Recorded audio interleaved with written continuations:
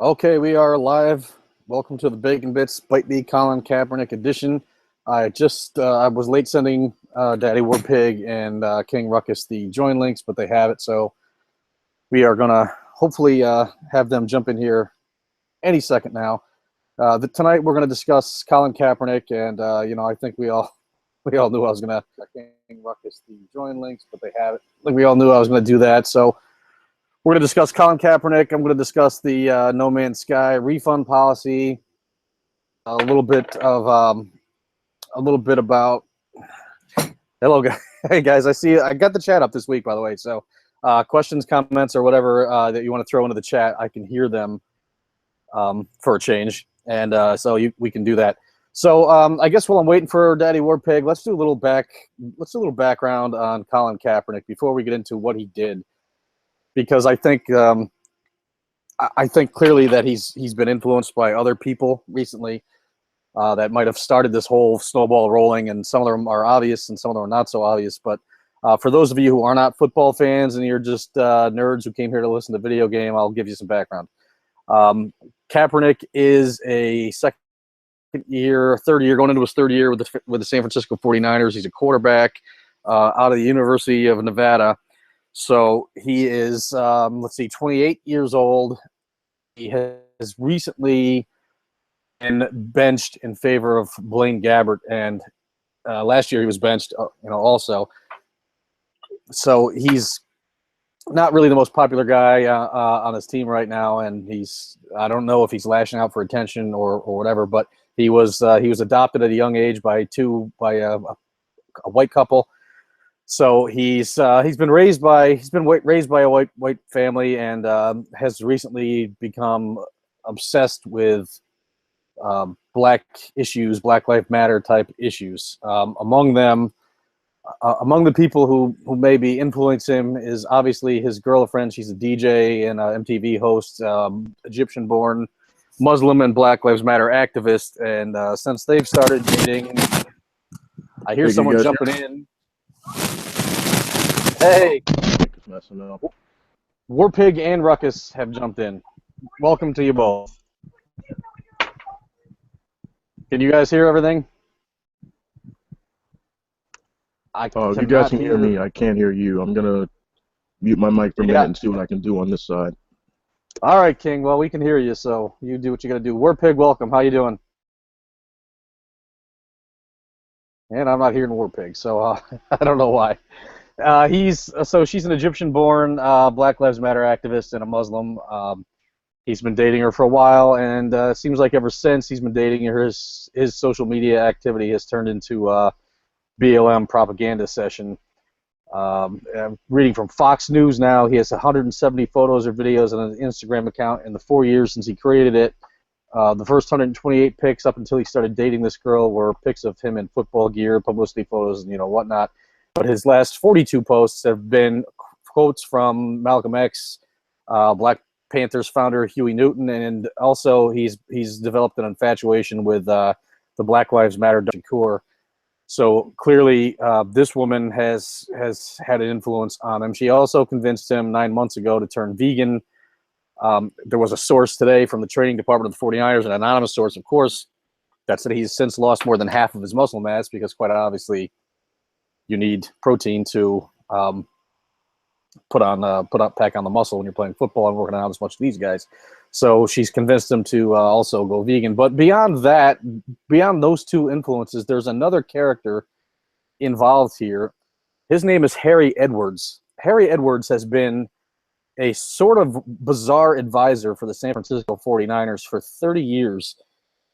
What kind of advisor, it doesn't say. What he gets paid to do it doesn't say. It seems like he mostly consults with black athletes on the team. And it's been reported that Kaepernick has been seeking his counsel a lot lately and talking about race issues with Harry Edwards. Harry Edwards is a professor also of sociology, and this will surprise no one, at Berkeley, California, Berkeley. So obviously he's a rabid liberal. And today he jumped to the defense of Colin Kaepernick, saying, and so in case you don't know the controversy, Kaepernick has refused to stand for the Pledge of Allegiance in the Star Spangled Banner on the sidelines of the of the football games, the NFL games before they kick off. It's something that if you had watched Hard Knocks or watched football at all, you recognize that many coaches, they insist on it. A lot of them teach it. Jeff Fisher with the Rams, he's insisted that it's a respectful thing that has to be done. It's necessary. His team will stand, and they will show some respect for the flag. Kaepernick has refused to do it. He says he hasn't done it all preseason. No one knows because the guy hasn't been playing, but he's refused to do it. And tomorrow night he's supposed to start, which is a good indication that come the regular season he won't be starting, because tomorrow's the last preseason game. But he says he was going to do it again tomorrow night. So Harry Edwards jumps to his defense today, and he says Colin Kaepernick has a constitutional right to express his opinion on the politics of diversity in America. He goes on to say he is courageous, well-informed, and steadfast in his position. He is evolving through an awakening and perhaps really understanding for the first time, given his background, which I think is a shot at the fact that he was raised by white people, understanding for the first time the true depth and scope of anti-black racial hatred and injustice in America.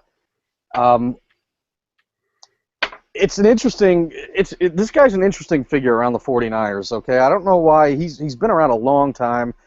He's an older guy. He worked with some athletes during the Olympics in '68 when they had their protests, including John Carlos and Tommy Smith, the Olympic sprinters.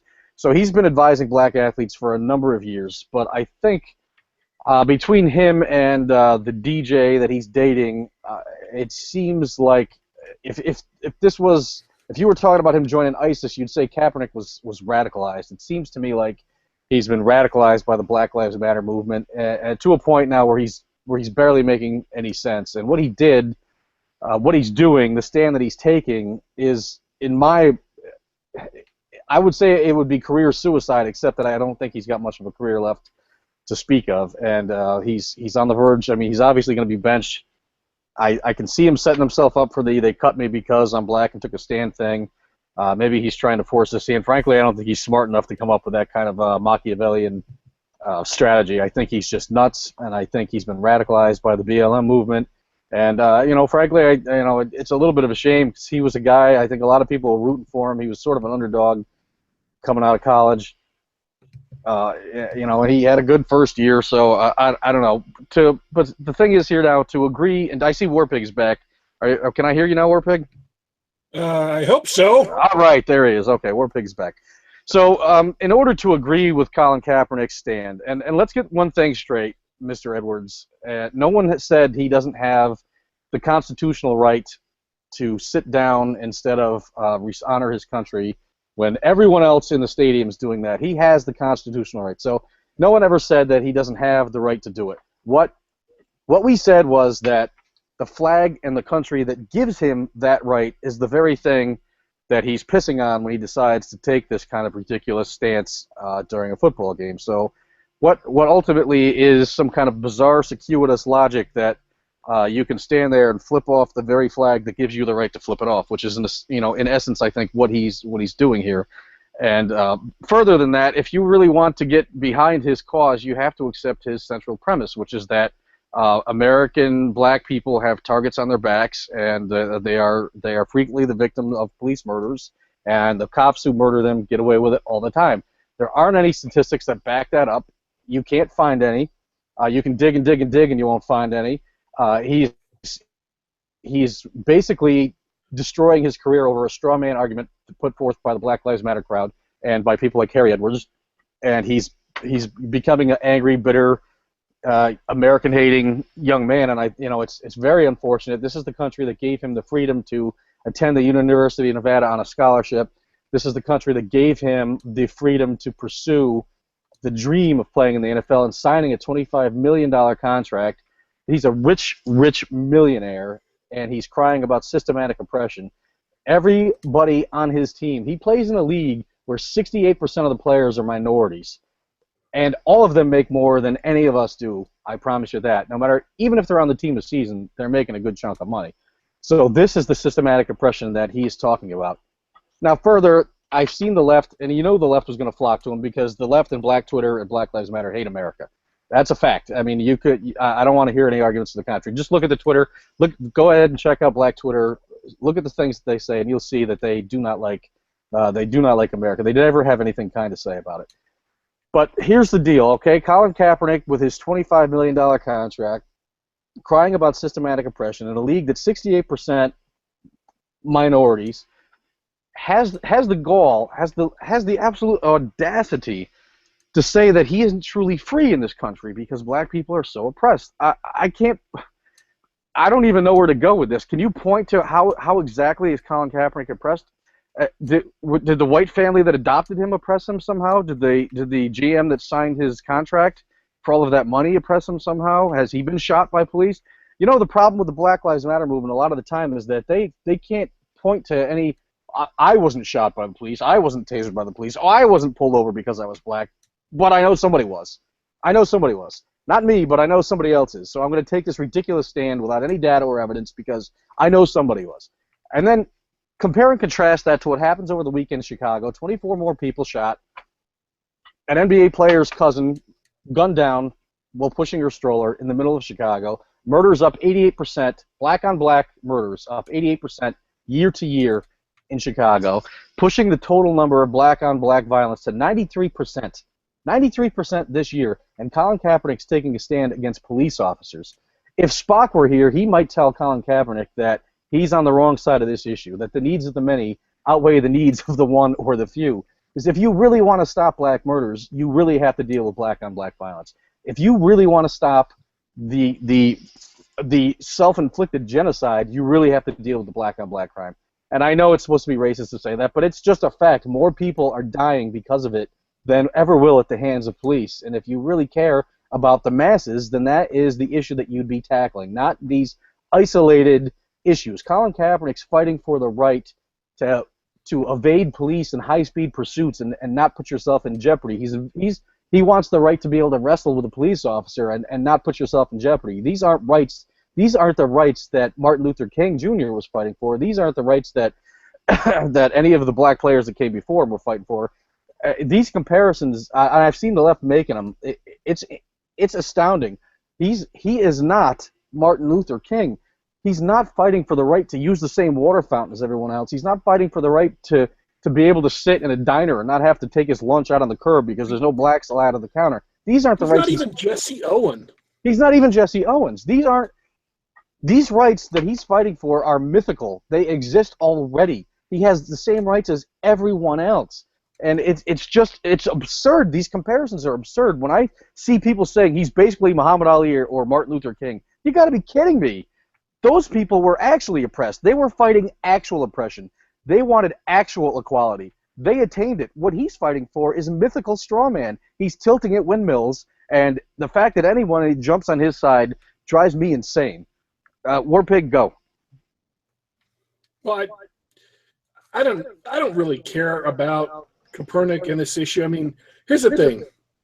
I guess my giving a shit sensors in my brain have been burned out by my participation in Gamergate. I've seen so many dipshits that I'm just kind of worn out by it. I'm weary by it. And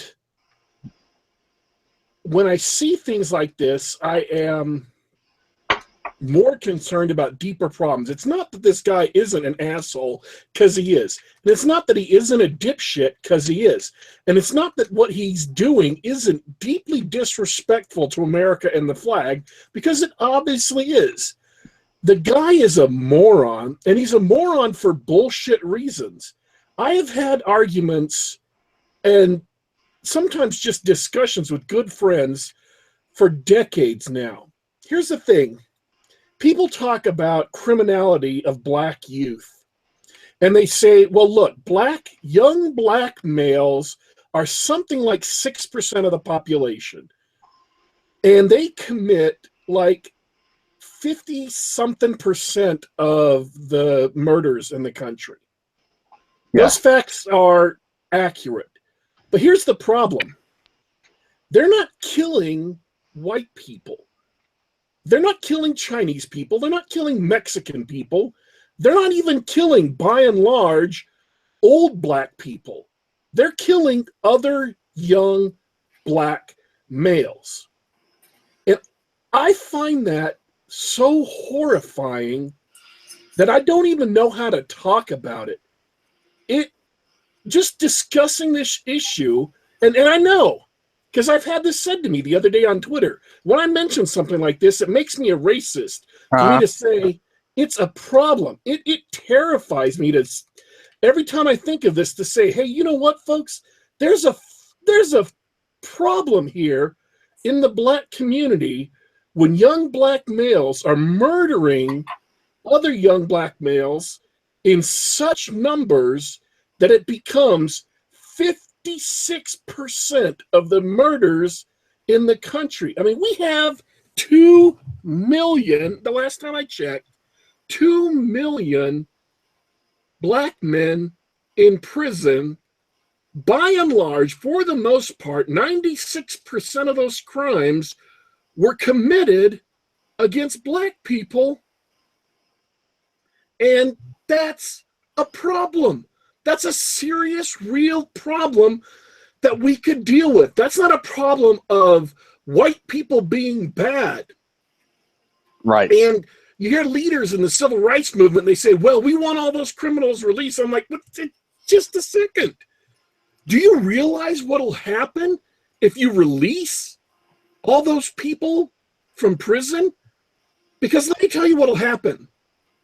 The percentage of them that are violent criminals commit, on average, 7 violent crimes a year. 7 rapes, robberies, muggings, murders, assaults, what have you.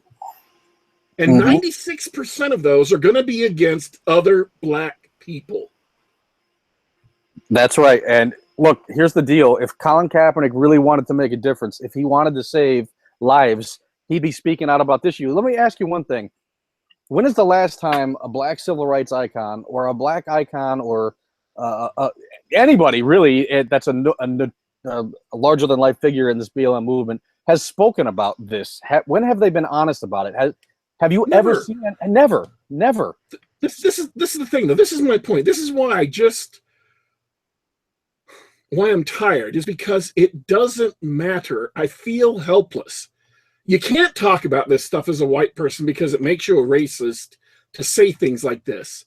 Just, because saying it's like 56% of these crimes are committed by black males, well, that's a hate fact, and you're a racist for saying it. Pointing out that young black males in prison or black criminals in prison, if they get out, are going to victimize other black people, that makes you racist. And even if you point out those facts, nobody's going to listen.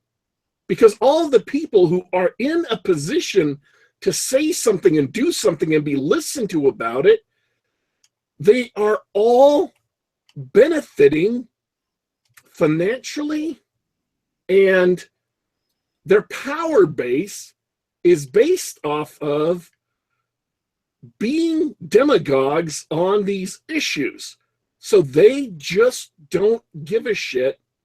And so it's a combination of hearing these things again and again and again for years, and then being absolutely helpless to do anything about it, because nothing I say about it is going to matter. It is shocking. It is appalling. It has been a problem since, the 50s and 60s. And it's going to continue being a problem so long as the leadership, the people who are listened to and followed and venerated, scapegoat everybody else but those who are responsible. Right. Here's, you know what? There's nothing new about saying that every culture has its issues. Right? No culture is perfect. White culture, black culture, Hispanic culture, every culture has issues, has problems at some point in their history. What's new, what's uniquely modern America is that it's insulting to discuss the problems. It somehow becomes racist. How are you supposed to ever solve a problem that you're not allowed to talk about? And here's the thing, this black on black crime issue has been growing since the 40s. I think it was 22% or so in the 40s. It's 93% now. This problem has been taboo to talk about and impossible to solve for 3 or 4 decades now. And when a guy like Colin Kaepernick decides to use his bully pulpit to attack the police and attack the country that he lives in as some sort of institutionally racist America, instead of dealing with actual problems where he could save actual lives, it becomes a tragedy. And I'll tell you one other thing. It's going to be an awkward fucking Thanksgiving with him and his white adoptive parents. I would like to be there at that Thanksgiving table, I think, this year. That's my feelings on Colin Kaepernick. That's the guy made me mad, so I had a rant. I had a good rant, and don't compare him to Jackie Robinson either. By the way, I've seen a lot on the left. I don't buy the veterans for Kaepernick thing that trended yesterday is absolute bullshit. It has nothing to. I don't believe half of them, 3/4 of them, even were veterans. There aren't that many veterans out there that are going to defend this guy's for pissing on the flag. They'll die for his right to do it, but they're not going to be happy that he did do it. So I don't buy that. I don't buy that hashtag at all. He's definitely not Jackie Robinson. So stop making that comparison. That's a guy who fought to play in a sport. He just wanted the right to pursue his dreams, his passions, to be free to do that. He had to fight to become the first black baseball player, and that's a guy who broke barriers. Colin Kaepernick is not breaking any barriers. Okay, he's not.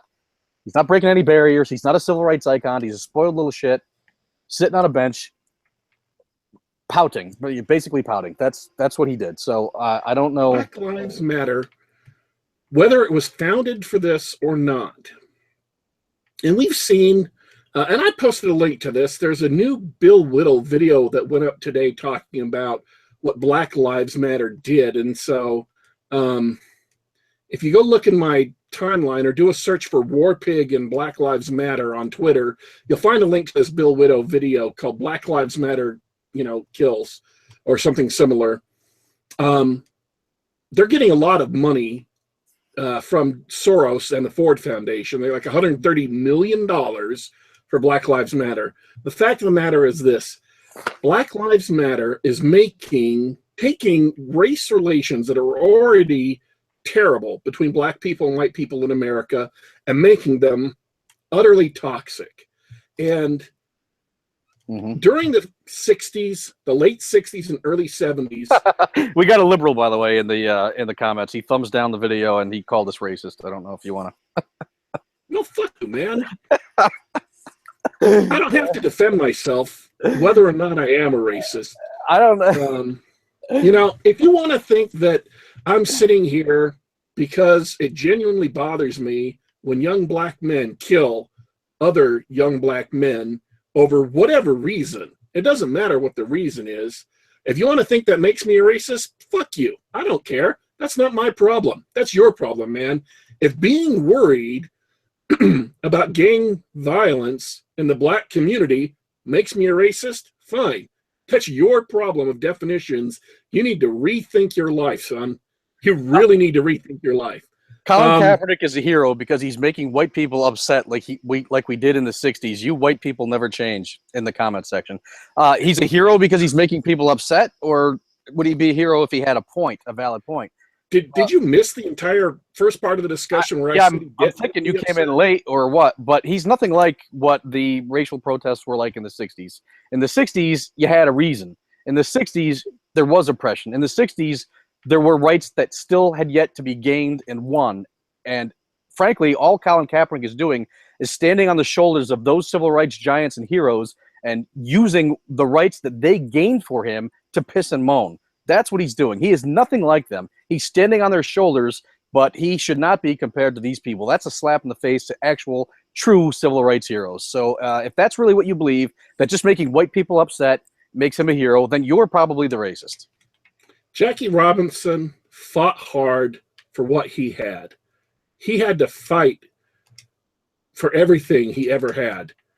Kaepernick, and I'm mispronouncing his name, and I don't even care. I just don't give a shit. Just say shitbag. He was given so much in this life, and he is just toxically ungrateful. But that's not the point I was trying to make. I was talking about Black Lives Matter. Here's what Black Lives Matter is doing. And I'm just observing this. This is just what's going to happen based on what they're doing. They are making race relations in America worse. They are stoking the fires of hatred between black people and white people. They are making black people hate white people more. and they're making white people distrust and fear and hate black people more. In the recent riots that broke out 3-4 weeks ago, I don't even remember what city,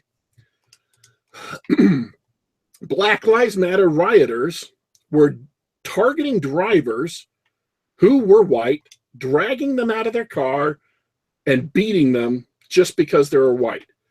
Well, people who are white who see that, if that sort of thing becomes common, that becomes an atavistic response where people are going to look at other people based solely on the color of their skin and think of them as the other, and think of them as belonging to another tribe, and distrust them and not want to be around them and fear them solely based on the color of their skin. And that's all because of what Black Lives Matter is doing. And if that's what you want for your movement, is to turn back the clock to where white people didn't want to be around black people because they scared them, then congratulations, your goal is beginning to be accomplished. I think that is horrifying. It is. And here's the thing. I grew up in the military. I grew up on military bases. And so I grew up where I was literally a minority. I was a white kid. Most of the kids in the school were not white. We had black kids, we had Asian kids, we had Hispanic kids. Most of them were not white. And so I guess I grew up differently than most kids in America. And I grew up with parents who really, really disliked racism. I grew up in the 70s and 80s, and so I was not in America. I grew up in Germany on a military base, and I didn't have access to American media except just a very little bit. We had one channel, and we only showed what stuff was on that they showed that channel, and it was stuff that was old. I didn't learn about any of this crap until I came back to America, and it was kind of shocking.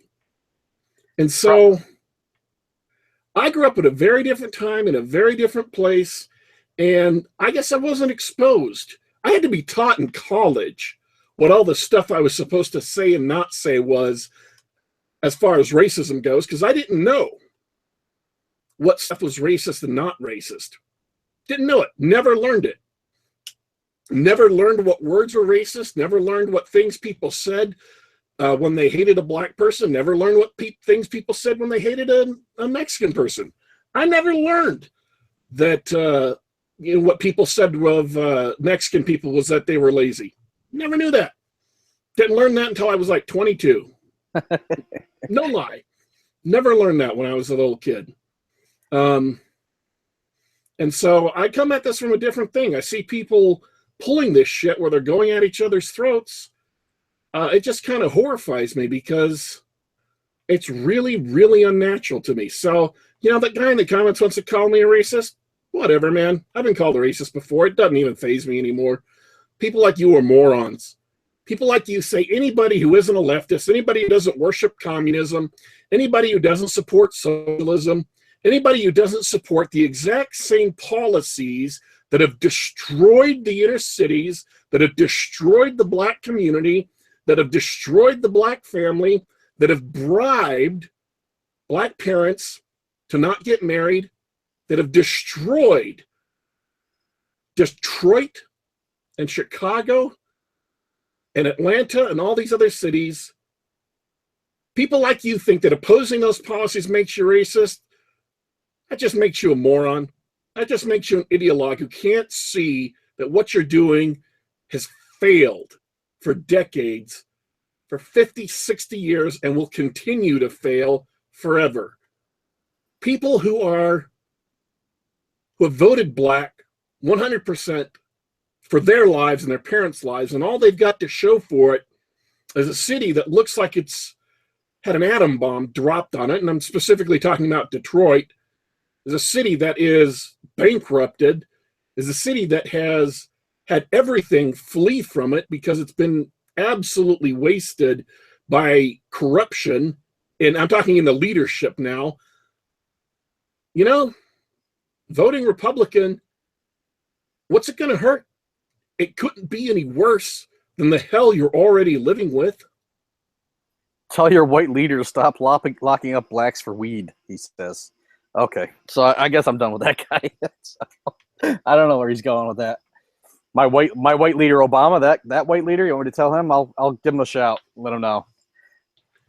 Jesus Christ. You know, this is what we were talking about before. You bring these issues up, you try to have a meaningful discussion about it, and you're a racist. You can't even point out that there are cultural problems with any specific culture without the race baiting and the name calling coming out. So those, I guess your answer is to never identify the issues or the problems, because that makes you a racist, and then just never solve the problem. So we just see where this whole snowball winds up rolling, which so far it looks like it's going to wind up somewhere bad.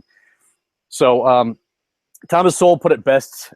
He says in the comments, "Fair Manus, that I'm so old I can remember when most of the people promoting race hate were white."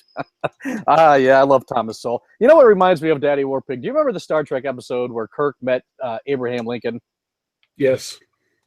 And Lincoln comes onto the bridge and he looks at Uhura and he says, "What a charming Negro," or Negress, I think he says. Yes. And then he instantly catches himself and he says, "Oh, I'm sorry.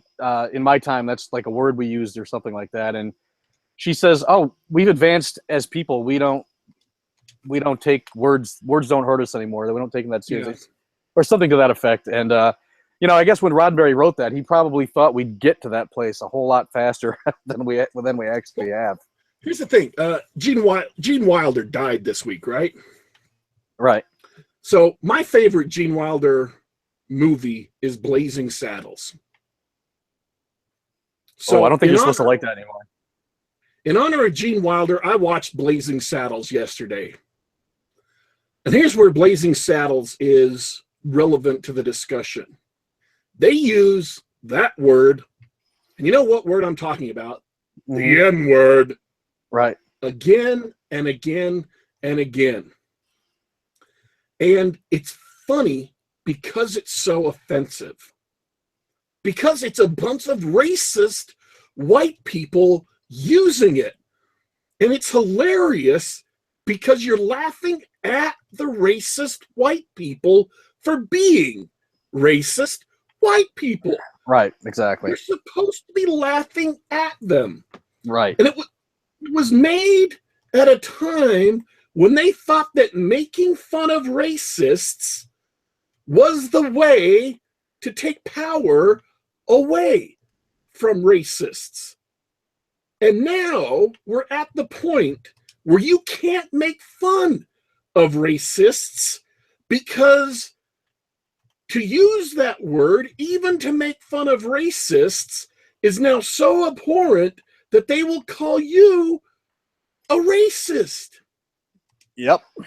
You're right. That's where we're at now. And you know what? When you start censoring even things like satire, which has historically been used to point out societal ills and try to correct them, when you start censoring even satire, then it's difficult to make a point in any fashion. You can't make it seriously. You can't make it satirically. You just can't make it because you're not allowed to speak. So it's a chilling effect. And if you say it's not, that political correctness does not have an overwhelmingly chilling effect, it does. And I think we're seeing it. I think the lack of discussion on these issues, the lack of the ability to even talk about it, has had a chilling effect, and it's made these issues much, much worse.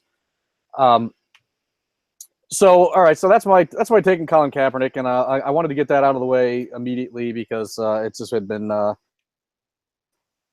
all week long. So I also wanted to bring up an interesting discussion I had with Warpig on Twitter very briefly, because, and I know this is a nerd thing, but I'm going to do it anyway.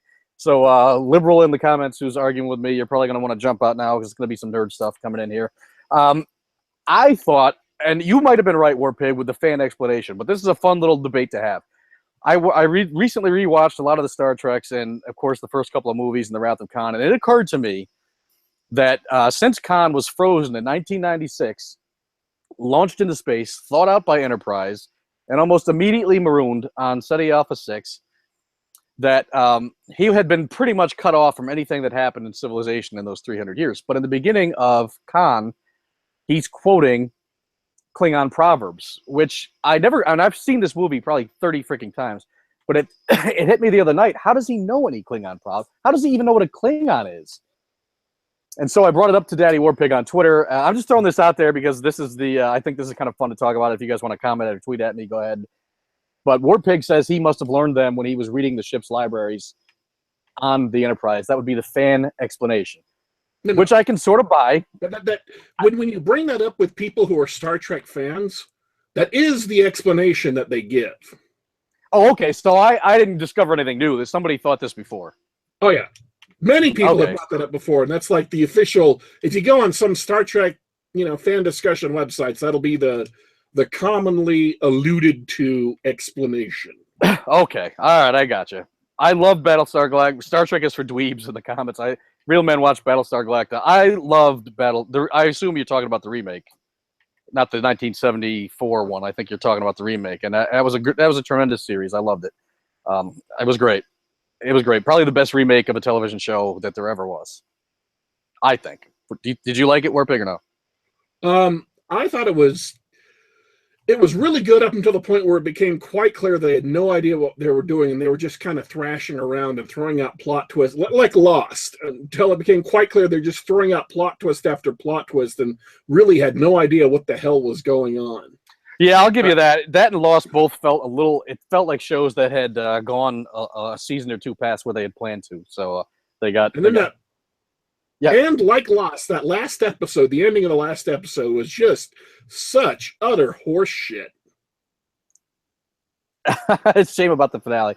Well, anyway, in response to that fan thing, I would say that on the bridge of the Enterprise, Spock was monitoring what Khan read, and he said, Captain, he's still devouring ship schematics at one point during the show, because I went back and rewatched it. So I can buy the explanation, I guess, but I still think they made a mistake when they threw it in there. So that's my deal. So discuss and debate that amongst yourselves, and we can you can tell me how wrong I am on Twitter at BaconManLives.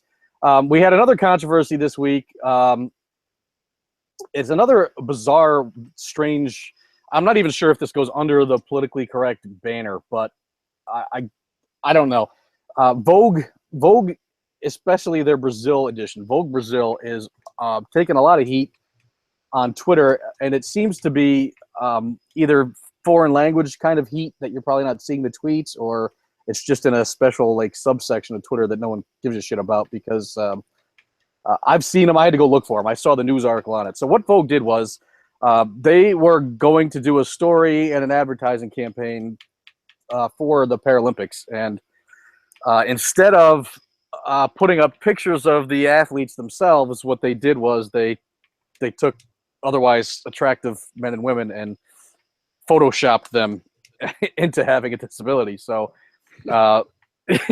people are going a little bit crazy. And the reason they did it, I guess, and they did it in conjunction with the Paralympics, the reason that the news article points to is that nobody was buying, shocker, tickets to the games or watching them on TV, and so they were trying to raise awareness of the games, and so they took all these attractive people and kind of pulled the old bait and switch. But that's if you see that on Twitter, and I think the news article is a couple days old, so I'm guessing the furor is going to die down pretty quick, because I can't see that many people getting it. But it's I thought it was kind of an interesting story and kind of a bizarre thing to do. I don't know how they thought no one was going to get pissed about it, but that's where that is. So.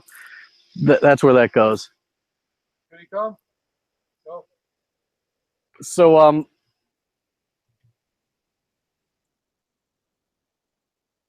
don't know. It's Brazil. I mean, maybe people in Brazil aren't yet as psychotic about crap like that as they are in America. I was waiting for the Americans to catch it so that the Outrage police could get a hold of it, but it doesn't seem to have a lot of staying power. I don't see a lot of traction with that story. I thought it would be a bigger deal, because we love to get offended here, but maybe Americans just haven't caught it yet. But they will catch it. All right. So the other thing is, there was another story on Fox News this afternoon about, and I bring this up because I just watched a show. There's a show. It's on demand, and I think it's on. It's either HBO or Encore. But it's an on-demand movie, and it's got a bunch of comedians, and it's called "Can We Just Take a Joke?" And Penn Jillette is one of them, and Who's the guy that got fired from the fucking Affleck job? Gilbert Gottfried? Yeah, Gilbert Gottfried is on there, and it's the entire movie is a documentary, and Lisa Lampanelli is on there. It's a documentary about what they would describe as the death of stand-up comedy at the hands of outrage culture, and how no one can take a joke anymore, and how nothing's funny anymore, and how you'll never see comedians again like any of them, or like Sam Kinison, or even like Richard Pryor, or really even Seinfeld, some of the stuff that he said in the past. So it's worth checking out. It's a good send up of outrage culture, and it's what I've been saying for years is that stand up comedy is basically dead because of it. We're stuck in the land of Jim Gaffigans, and it's always going to be because. And I like Gaffigan, but there's a place for the Sam Kinnisons and the shocking, outrageous comedies of the past, and that's basically has been killed. The humor has been killed. So what's this about Pendulite? Oh, he's in a movie. Just back it up a couple minutes. I don't want to. It's just kind of a quick aside. But if you can find the movie on your local provider, it is worth watching. And I think you'll like it. So then follows that up with this. Yeah, go ahead. I have purposely started. If I think of a joke or I run across a meme that I find offensive, and I will tell you the truth. I think of jokes and memes that I think are too far, that I think are too offensive to tweet. I'm not lying. I think of things that I'm like, oh my, how could you even say that, man? I will purposely tweet them and I will purposely post them because it's my own little way of trying to bring a little bit of sanity back to this culture, man. This culture needs to get a hold of some sanity. And then I'll stop and I'll read it and I'm like, I will have the exact same reaction I imagine a lot of people will have upon reading it, which is like, holy shit, Warpig, what the hell? I can't believe you said that, man. But you know what? One, it's funny, and it's funnier because it's offensive. It's like Blazing Saddles, man. The new sheriff is a near. He's what? He's near. Oh, great. You know what? You're right, though. You got to shock them every now and then. Yeah. And so if I think there's a joke or a tweet I come up with that's offensive, I will go ahead and tweet it out just because this culture, it's my way of pushing back against crap like that. And so it's funnier because it's offensive. And I know I offend people because I can watch, I have like 1,500 people that I followed because of Gamergate. And over the course of the last 5 or 6 months, if that number drops, either they've been banned from Twitter or they've blocked me because of something I said. So I have watched that number slowly drop sometimes because of offensive tweets. Hey, speaking of banned, did you see the guy who was fired from his Huffington Post reporter job because he wrote an article filled with conjecture about whether or not Hillary is sick? Well, he wrote an article linking to Paul Watson's video where he went to a bunch of different people and talked to them, a bunch of different doctors, and talked to them about Hillary's health problems. And so he discussed that video. He linked to and discussed that video, and that's why they let him go. Now, you can't, strictly speaking, be fired from the Huffington Post because they don't pay anybody. Right. Well, that's true, yeah. Censored, I guess. Banned from the Huffington Post. Yeah, kicked you off the site, turned off your access. So, yeah. I saw the guy on Twitter. He's pretty bent out of shape about it. So, understandably, because, look, if you're working somewhere at like Huffington Post for free, chances are good what you're trying to do is build yourself a personal brand, which might move over to your personal website where you're going to write your own articles and make your money that way. And so you are, even though he's not strictly speaking paid by the Huffington Post, you are still kind of endangering his livelihood when you go ahead and ban him from something like that. It's sort of like working for exposure. Right, you're working for exposure, right? Sure, and that's the hey, those people who actually are able to attain that are go-getters because it's not easy. Let me just say this, folks. If anybody ever comes to you and says, I want you to work for exposure. Don't do it. It's almost always a bad deal. Yeah, they're man. always trying to screw you over. It takes years and it's hard. And I did it for a while. I think I told you that story early on during Bacon Bits. I used to write NFL articles for this guy, and he would pay me pennies. He would pay me a percentage of whatever the Google ads, were cranking out, and he was making a good chunk because his magazine, his website was pretty damn busy. But he was a left winger. We managed to kind of have a working relationship, and I would crank the articles out for him. And one day I saw him say that, I saw him on Facebook say that if you couldn't afford to pay $15 an hour minimum wage, then you can't afford to be in business. And so I just stopped working for the guy and said, you know what a dick. You paid me 30 cents for my last 400-word article, so I think I'm all set with you. Typical left winger. Do as I say, not as I do. So, Warpig, I also wanted to bring up this. There was a controversy. I saw the tweets. I didn't read the articles about the refund policy for No Man's Sky. Did you see it? I have no idea what the refund policy is or isn't. All right. Well, somebody, Ian Miles Chong, is that his name? Am I saying that right? He's a gamer. I don't know if I'm saying it right. I think he writes for Heat Street too. He had the article that he wrote, and there was another article where someone from another development studio had said that if you're demanding refunds on Steam of a game that you have put 50 hours into, then you're probably just a thief.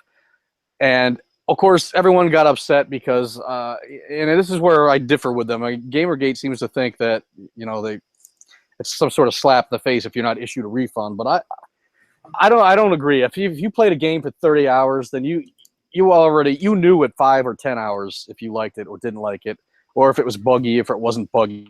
To demand a refund at 30 or 50 hours is probably you just trying to play the thing for free. I'm not a fan of No Man's Sky, and I've seen enough criticisms of it to steer clear of it, but you can't just get refunds. Buying a game is sort of like going to a movies. It's a buyer beware situation.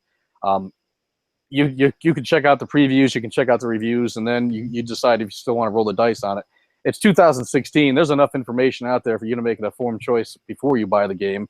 And if you still go ahead and buy it and play it for 30 hours and demand your money back, then I think that's a little bit foolish, and I wouldn't be issuing refunds at that point. So that was my take on that. I guess if you didn't see it, you probably don't have a take on it. I mean, unless you have an opinion on people demanding refunds after 30 hours of gameplay.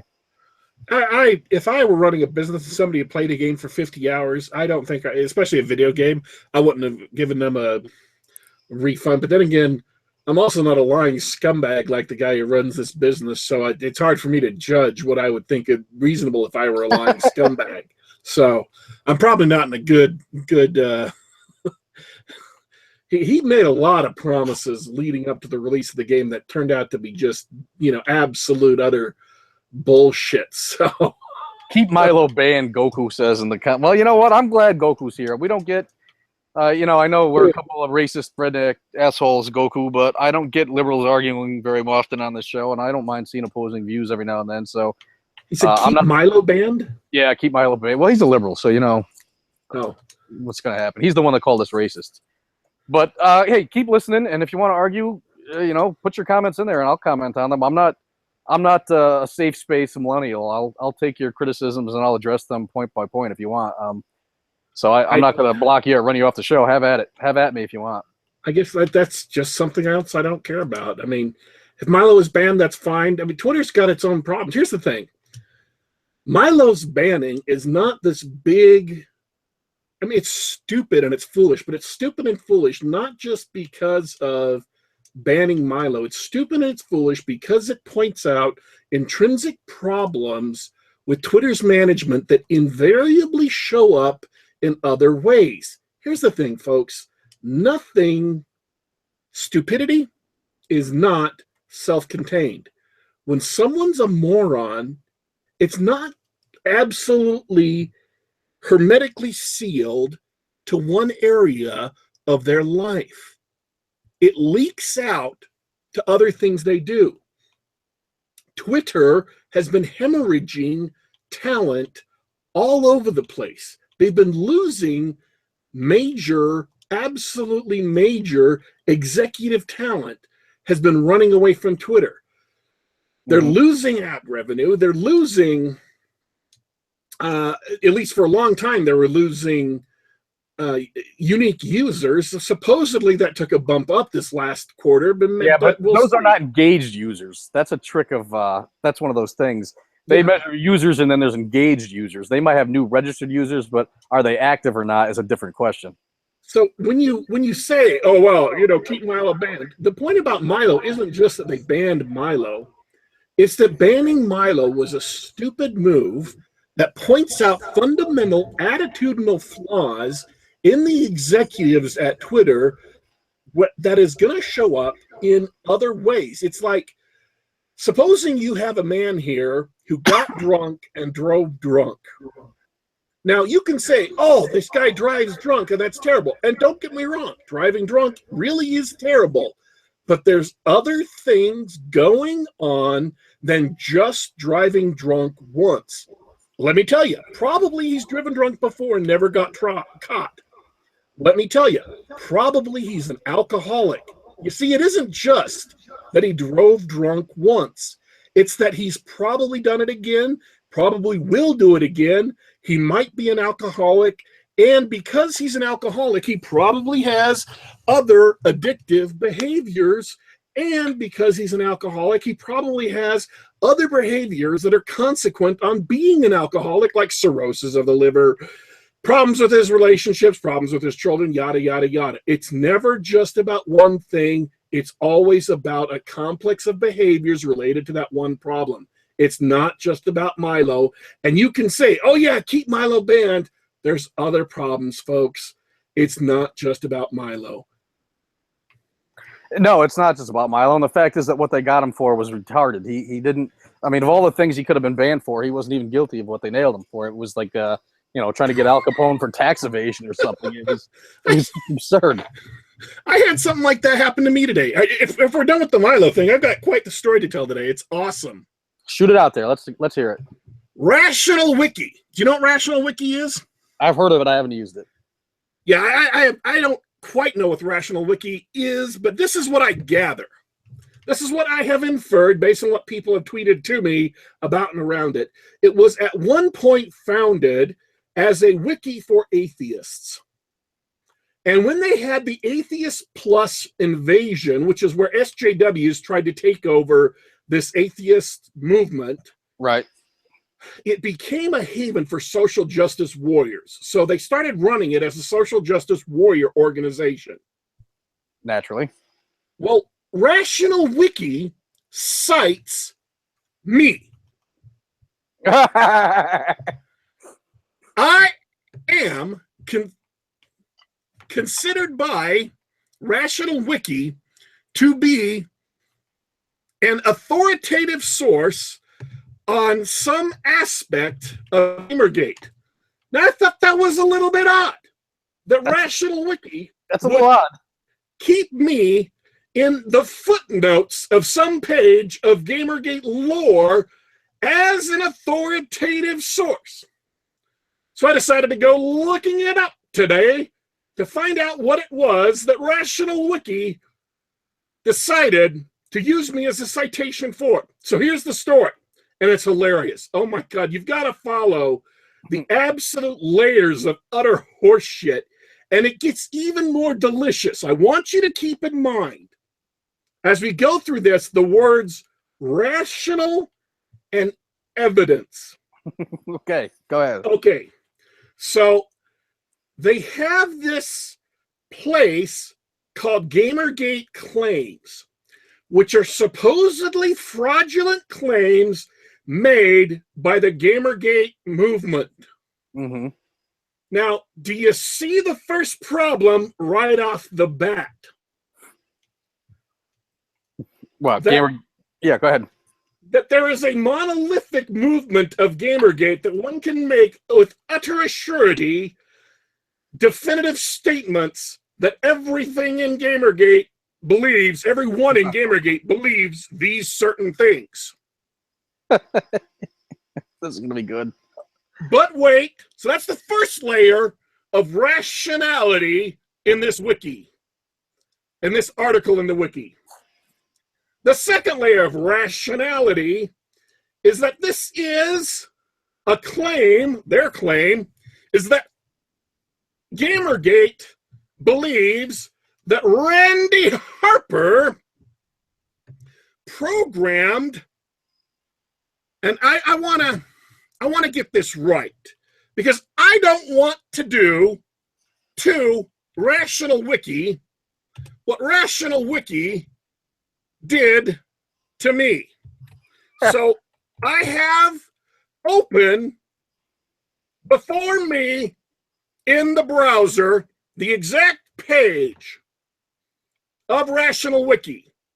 Their claim is that Gamergate claims that anti-Gamergate supports ISIS. Okay, I don't remember making that claim. So they believe, or at least they purport to believe, in Rational Wiki, that Gamergate, as a group, as a whole, in toto, has made broad claims that anti-Gamergate supports ISIS. Now, in order to support their assertion, they have to provide a citation. And guess who they cite? You. Me. Specifically, they cite a tweet of mine. One single tweet, which I wish to read to you right now. Do it. Daddy Warpig, 4th of July, 2015. I am only asking that they, and here I am referring to anti-Gamergate, repudiate those antis who admire ISIS and call for genocide. That's not radical or extreme. Now, here's the thing. That tweet of mine does not say that anti-Gamergate is allied with ISIS or that they support ISIS. Right. Just repudiate. You want them Their to repudiate. claim talks about Randy Harper's block bot, that her tool, the good game auto blocker, the GG auto blocker. My tweet has nothing to do with GG auto blocker. Here's the hilarious thing, folks.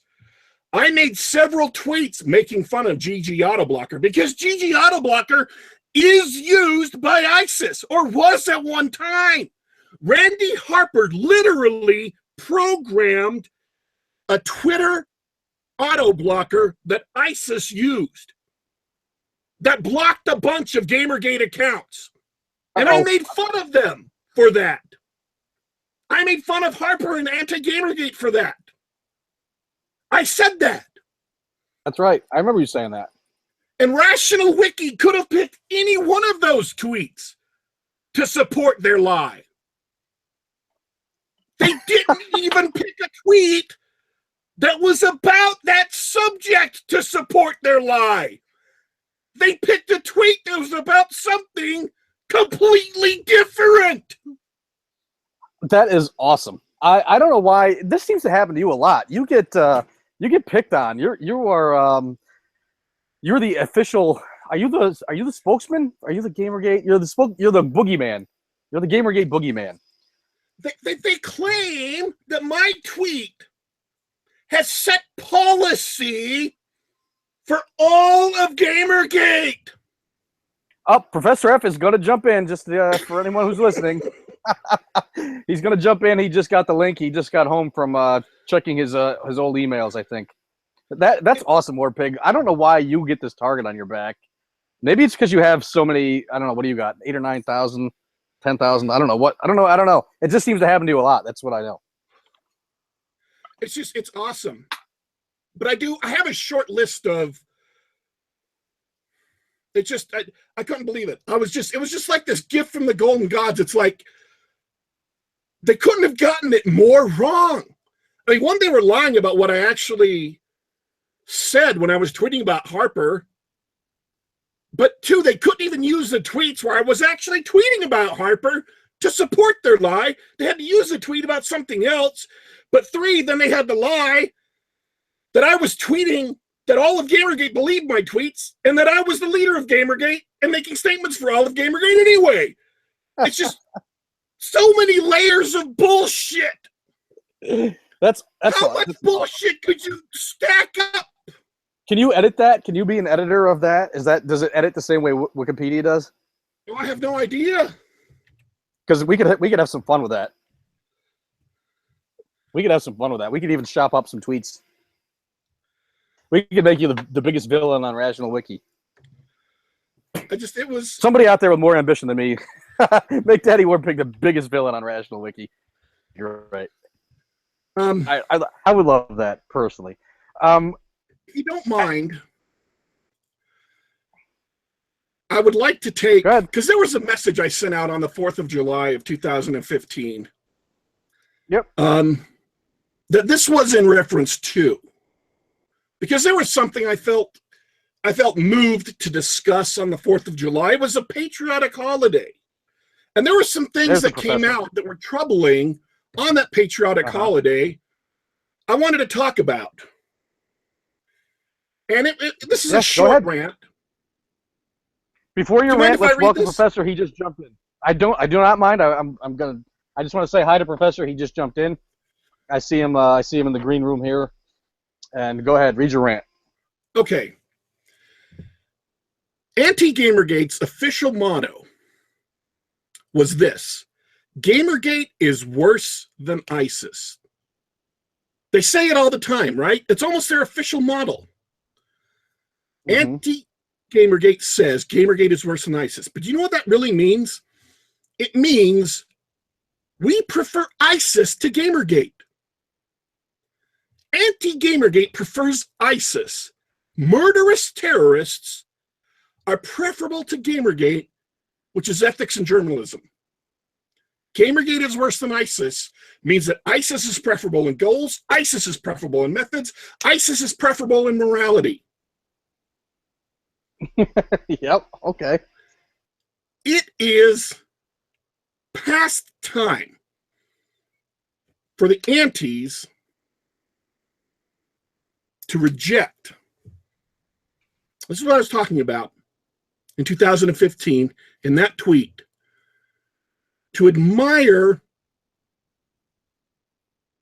ISIS more than you admire Gamergate. It is past time for the antis to stop admiring the enemies of America, to stop admiring the enemies of the United States, to reform, to apologize to all the people they attacked and insulted and defamed, to reject the enemies of the United States of America, to rejoin civilized society, and to become better people. And the recent revelations of the Khan logs only underscore my point even more.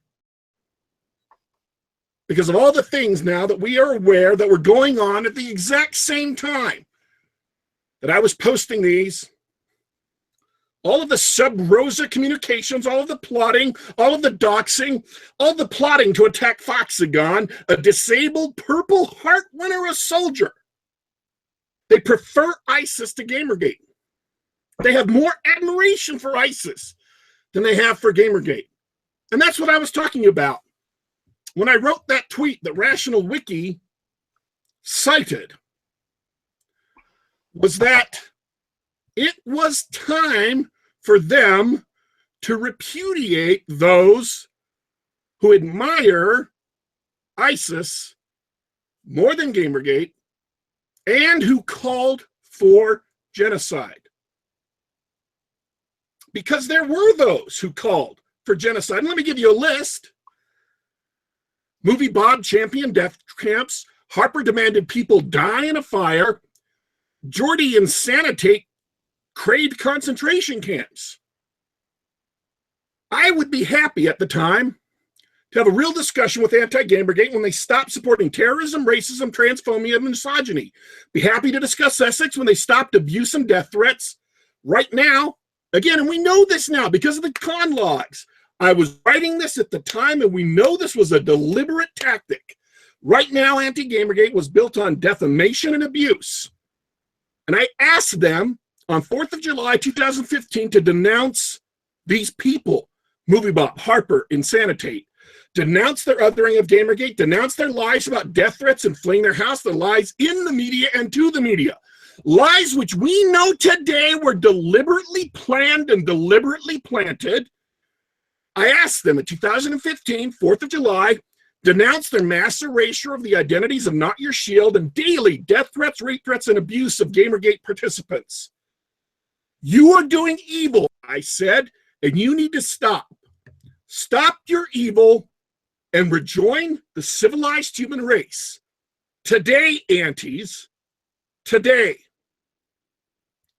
And this, by the way, this is a tweet in connection with this rant that Rational Wiki, again, all of this is true. We all knew it was true because we saw it going on. And now we know it's true because we have the con leaks.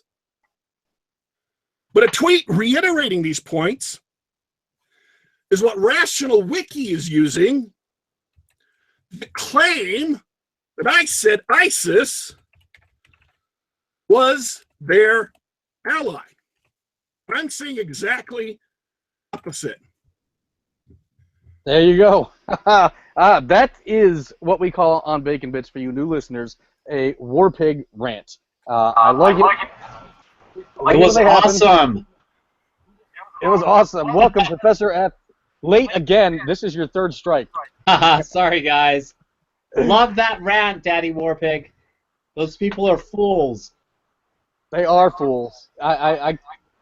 Professor, since you just joined, I guess I'll just go ahead and ask you if you have any rants of your own. You missed. I got some feedback here. I think it's you, Professor.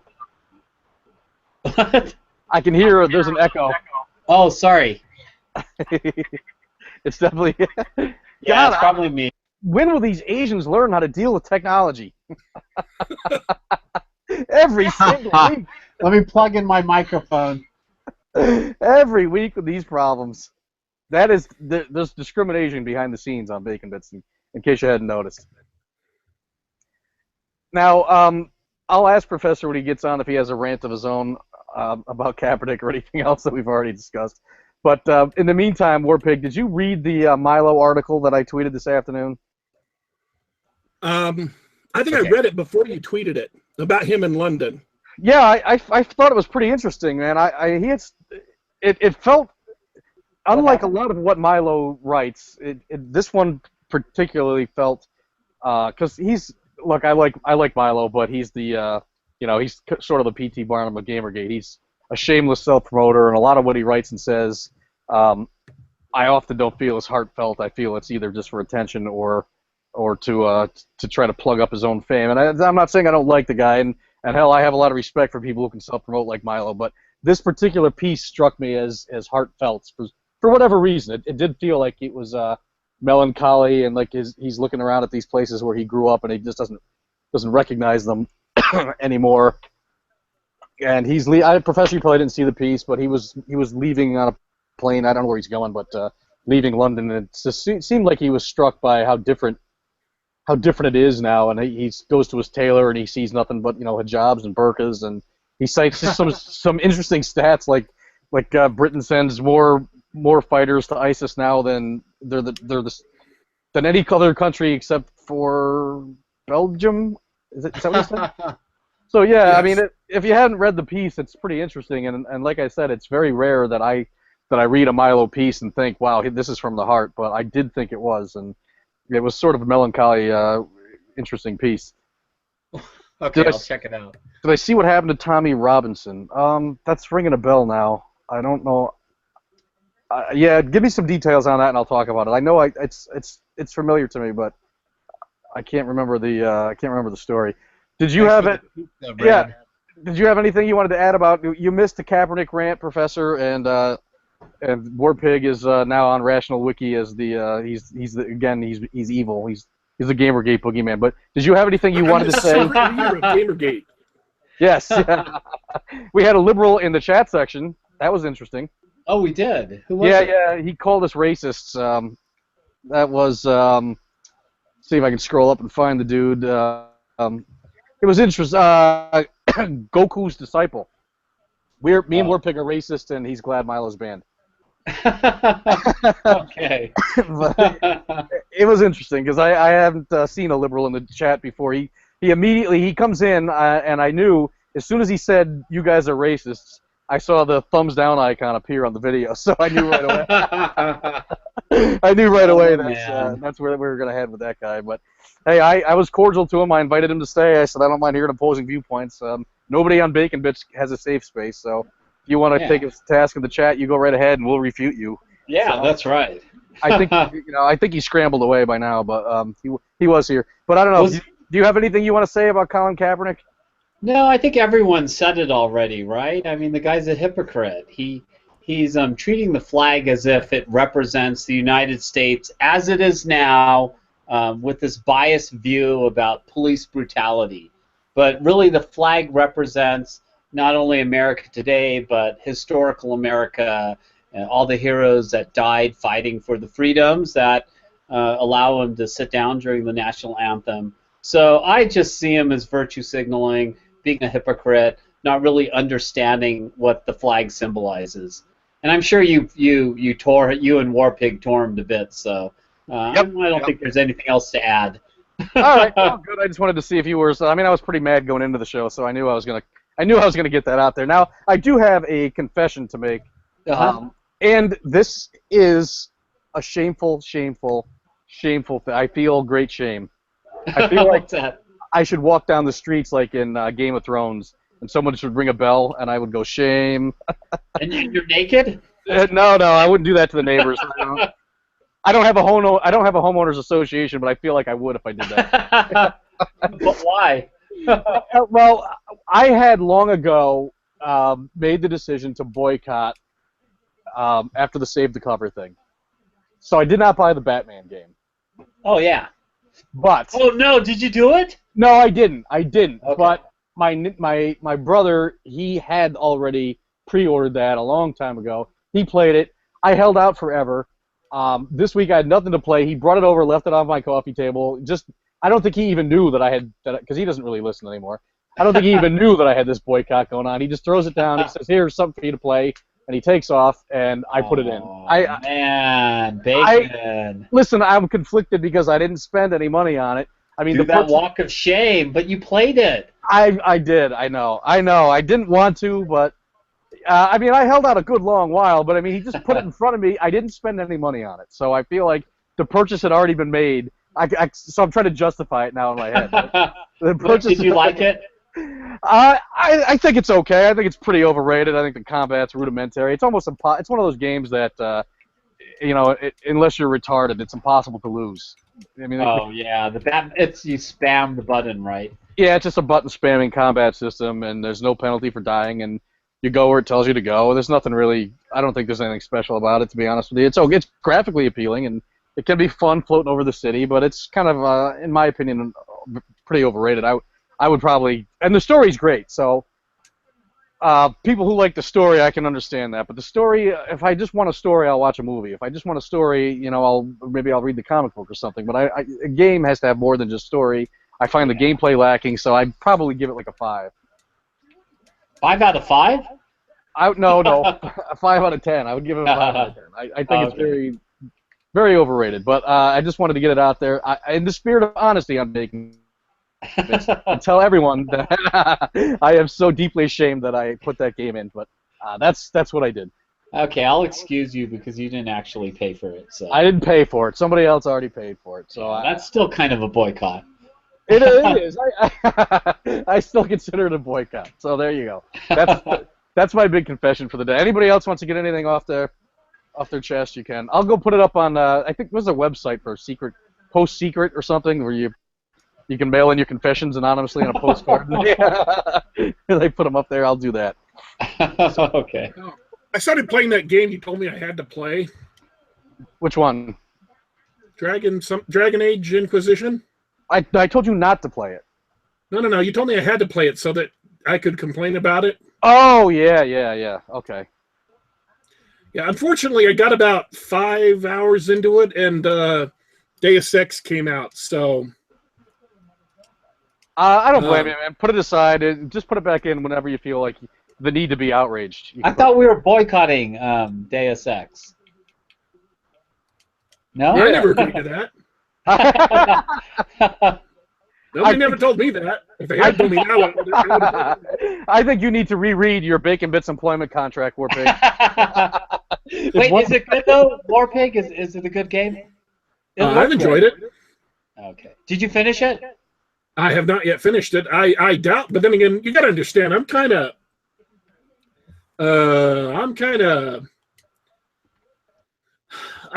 persnickety about my RPGs. I tend to go everywhere and open every drawer and steal everything. So I tend to take a long time on my RPGs. You're a completionist. I'm a one-man crime wave, is what I'm saying.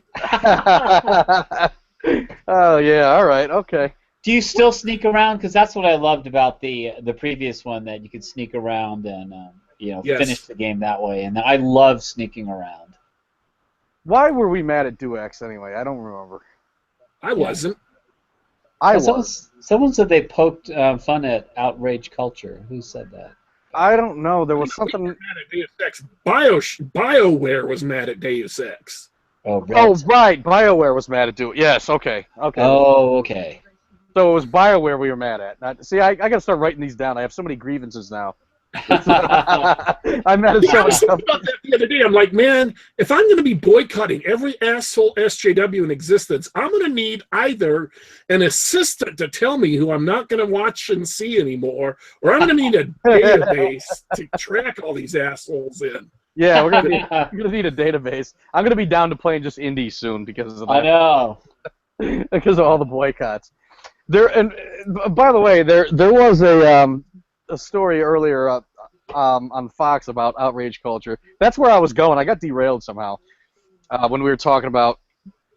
I was talking about the movie. I think I was talking about the movie. Can't we just take a joke? Which is a movie about outrage culture and how it killed stand comedy professor. Because I think you missed a segment of the show, but I had meant to segue into this article on Fox News, and it. I can't remember what it was about now. The article was about somebody stirred up a controversy on social media, but they did what the media always does, and they used that Budweiser example that I had used last year on I remember that. Yeah, on St. Patrick's Day, where they said you can pinch somebody who's not wearing green, and of course a couple of blue-haired lane whales got mad and said it was sexual assault, and so they pulled the tweet down and apologized, but. In the article, Fox references Bud Light suffered a social media backlash of its own last year, and it just drives me crazy because it's another one of those deals, right? Where, and I know we've talked about it before, but it just keeps happening. It wasn't a backlash. It was like 5 or 10 ugly feminists that wanted to complain about something. And then so what they do is they tweet at the company and they complain, and they tag a couple of news organizations in. And then on a slow news day, somebody says they're facing a social media backlash, and then they back down and they apologize to like 10 people. All right, and it's just so it drives me crazy because Twitter isn't the entire world, and just because a couple of people on Twitter are mad doesn't mean it's a social media backlash. I remember a story when I was young working in a restaurant. If you were a server and extremely busy, and if anybody in this listening has ever worked at a restaurant. you'll know what I'm talking about. You can get so busy and overwhelmed that you sort of get flustered. You're running around and you just don't. You almost lose track of even the aspect of being polite when you serve. You're just kind of putting things on the table, running back in the kitchen. Well, there was a manager once when I was very young, right my first year of college, I think, and he said, look, when you get like that, you're in the kitchen, you're flipping out, it's so busy back here, everyone's yelling and screaming, you're sweating, and you're getting a little flustered. Just go out in the dining room, stand still for 30 seconds and look around. Nobody out there is flustered, right? The customers are eating, they're smiling, they're talking. It's just it's calm out there, the place isn't on fire. Take 30 seconds, look around, relax, then go back in the kitchen, and you'll see you're not as flustered as you were. And it's true. I mean, I always did that. If I was getting overwhelmed, after that, I would always do that. And I just feel like that's applicable to a company who's suffering one of these alleged backlashes to get off social media for a minute and just go out in the real world, and you'll see nobody gives a shit that 10 blue-haired land whales got mad at your tweet. Calm down. Stop issuing an apology, right? Don't issue the apology right away. Go out in front a little bit, talk to regular people, and just take a breath, because this instinct to apologize. See, outrage culture and the PC culture isn't anything new. What's new is the cave-in culture, where we instantly collapse and capitulate. Right. That's what's new, and that's what social media caused. Social media causes it, and then the actual drive-by media reports on it, and then they have this vicious circle. It's a backlash. I'm outraged. Oh, there's a backlash. Oh, I'm outraged. And then you get the apologies. The cave-in culture has made outrage culture stronger than it was 15 years ago. And it's because these people apologize. So just take a minute when you think you're on social media. Take a minute. I mean, I almost feel like, shoot to the heart of America somewhere and ask them, hey, did my tweet about St. Patrick's Day make you mad? And they'll say, what the hell are you talking about? I could give a shit. I mean, it drives me nuts. That it's media malpractice at its finest, if in my opinion. I wish more companies took the route that Protein World did. Do you remember that when the SJW started attacking Protein World, and they just basically told them to piss off. You're not our customers. We don't care what you have to say. That was it, and they went away. And I think that's what more companies need to do. I like what you said though about the what'd you call it, the cave-in culture. Yeah, that's so true. That's what's new. I don't know. Somebody said my mic is fading in and out. I don't know if that's true or what. It was, yeah. It's a bandwidth thing. Son of a bitch. Well, that's what Google Plus Hangouts do. When something kicks in on your internet, on your ISP or you or whatever. Oh, they're okay. So that's awesome. Anybody in your house started using the internet, it'll do stuff like that. So yeah, nothing you can do about somebody probably is. Probably Kate. She's in bed. Trump in Mexico was great. Yeah, that was a good move for him, I think. Yeah, that was a really good move. He looked like a leader. He looked like a leader. There's some polls. There was a couple of Reuters polls out, and it does seem like the race is tightening in a lot of states. Not tight enough where I have any degree of confidence just yet, but I think it is tightening a little bit. And the ABC reports on a poll today that said Hillary's lead, her disapproval number with women is higher than it's ever been. Yeah, I saw that. It's in the 50s now. It's in the 50s now, and I think that might be the biggest news at least the biggest news that they buried, because they really didn't. It wasn't really exactly front page. It was like after the fold or below the fold somewhere. But it was. I think that's a big story. I think that's a huge story. If she's that's one of the key demographics she was counting on, and if her disapproval rating with women is rising, I think that's a huge problem for her. Yeah. Totally. And I think I saw a commentator earlier on the news that said something that rang true with me too, and that was that the Mexican president, he had invited both of them at the same time to show up and have a conversation with them. And while Hillary took it under advisement and is waiting to decide, or maybe discuss it with her advisors, or maybe she's planning it, or I don't know, Trump just sort of instinctually said, yeah, I'll meet with you, and he went and he did it. And this person's view, it made it look like a stronger, more instinctual leader. He felt like something was the right thing to do, and so he just did it. He didn't focus group it. He didn't talk to his advisors. He didn't spend 2 weeks planning it. He just said, "Yeah, of course I'll come meet with you," and that's what he did. So. Yeah, pretty ballsy move too, because didn't the Mexican president call him basically Hitler, and he's been telling Trump to F off for right. Yeah, I think that might have been the former president, Vicente Fox. Oh, okay. But still, Trump, like you said, immediately accepted the offer, went down there. That shows strength. That shows someone that's that's willing to confront people that criticize him. And, after the meeting, I heard that the Mexican president said good things about Trump, that they may not agree on everything, but they agree that there should be stronger relations between Mexico and the United States. So I thought he came off looking really good. I think this will help his poll numbers a lot. Right, and since the MSM loves to throw that out, how presidential does a candidate look? I thought he looked pretty presidential, especially compared to a woman who needs 4 people to help her up the stairs. Yep. Who looks presidential now or wears a pantsuit? What? Did you see that pantsuit she was wearing last week? I swear it looked like my 94-year-old grandmother fell into the drapes and got tangled up in them. I better not say anything. I have never seen a more ridiculous outfit. I don't know who's dressing this woman. It looks like, what did I tweet, Warpig, that I got like 30, she looks like she just escaped from the home and there's an Amber Alert out on her. Like an old confused lady in yellow pantsuit or something. It's pretty unbelievable, man. So anyway, I thought that was funny that her poll numbers with women. I think that's an important issue that people...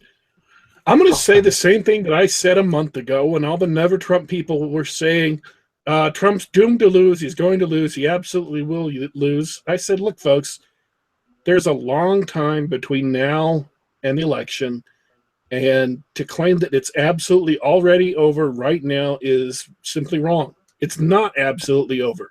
I'm not saying Trump absolutely will win. I don't know who will win. I have no idea. This world right now is too chaotic to call.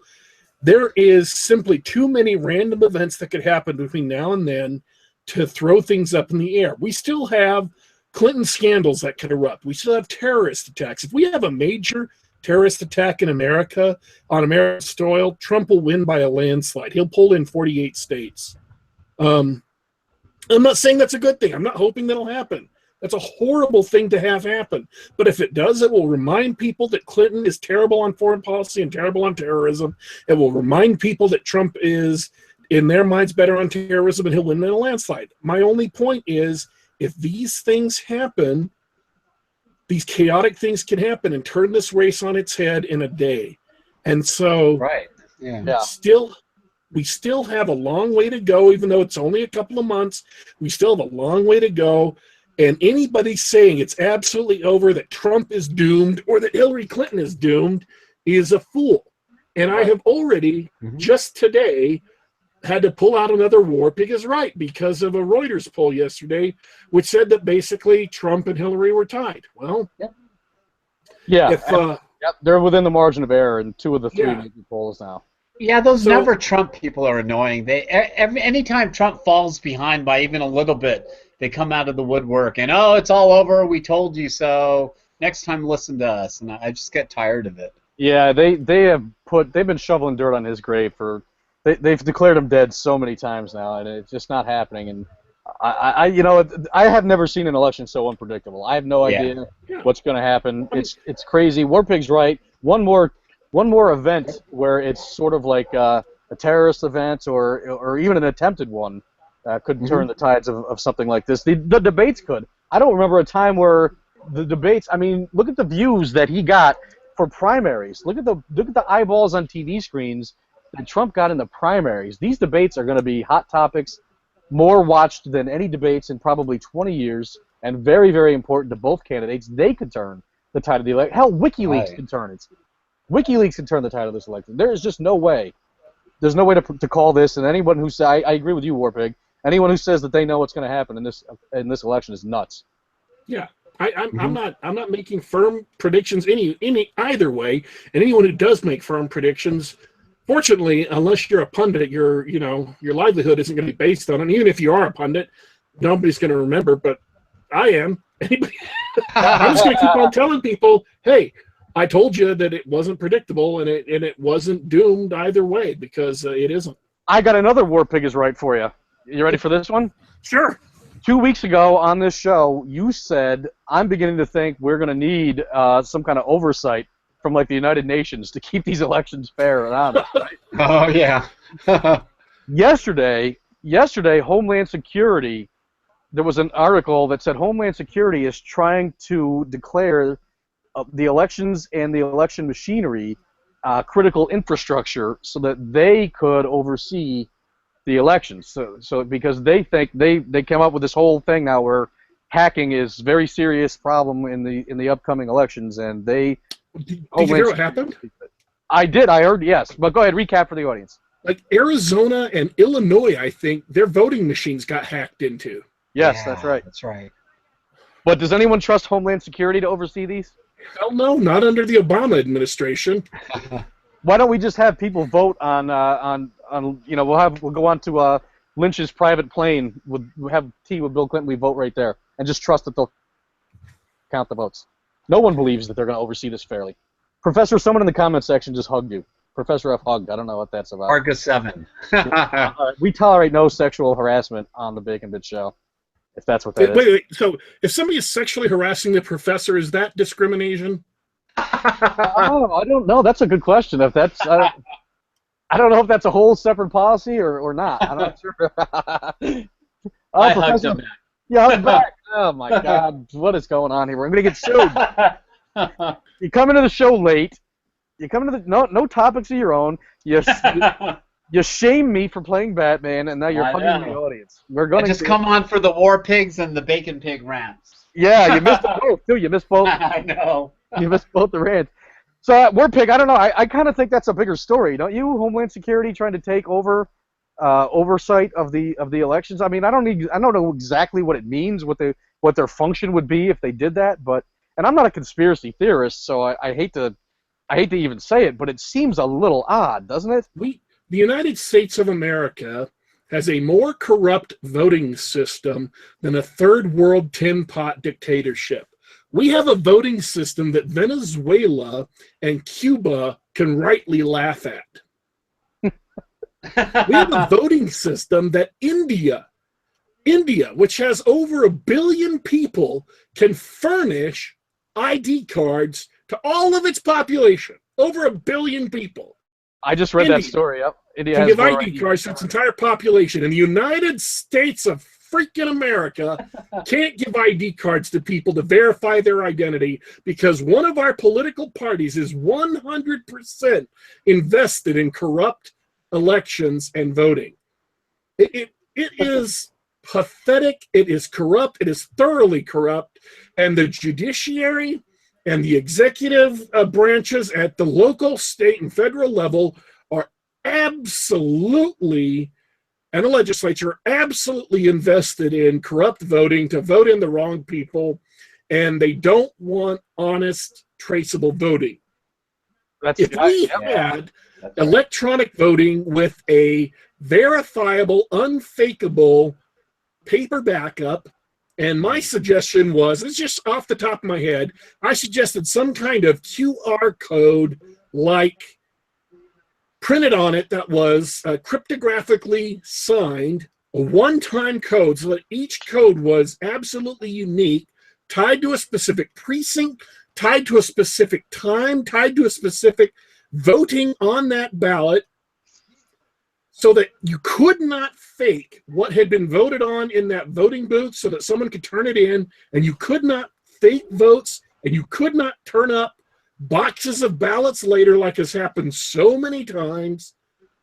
If we had a system like that, we would have the cleanest voting in the world, but people won't do it because the power structure is deeply invested in corrupt voting practices. And it's ridiculous, but that's what we have in America. Yeah, they need illegals have to vote. If they don't get illegals to vote, they need the illegal vote.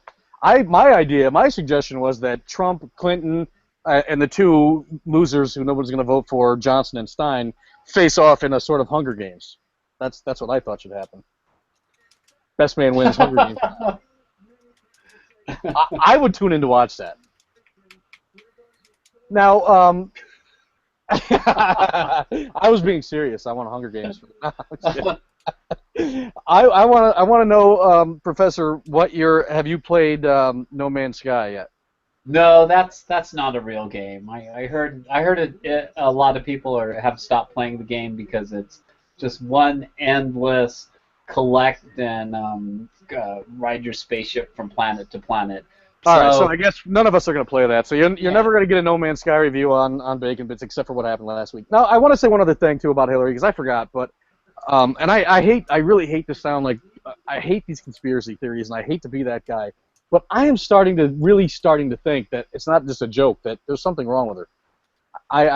There's a guy on Twitter who posted a picture of her with McCartney and a couple other people earlier, and it looks to all the world like they're holding her up.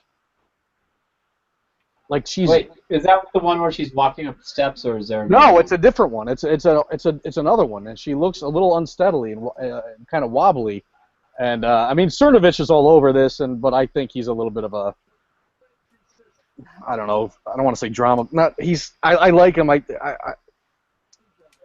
don't know. I think he exaggerates it sometimes, and he uses the hashtag #SickHillary and all that stuff. But I am starting to believe that there might actually be something physically wrong with her. I mean, she fell and hit her head. She takes bathroom breaks during debates. She needs help getting up the stairs. I don't know. I mean, am I nuts, or is there something wrong with her? I think there is something wrong with her. And it's funny how the media isn't pushing her health like they did John McCain. That's the problem. Yeah, and there's people tweeting that too. And there's like Huffington Post articles on one side where they're saying, is John McCain sick? And on the other side, it's sexist or it's blah, blah, blah to question Hillary's health. Salon, same thing. There's 100 examples of them asking about John McCain's health and them criticizing anyone who asks about Hillary's health. So that's your mainstream media. Warpig, am I nuts or is she sick? She's sick. She's obviously we know she's sick because one, she fell down. She got neurological damage. Two, she's had a transvenal thrombosis, which is a problem in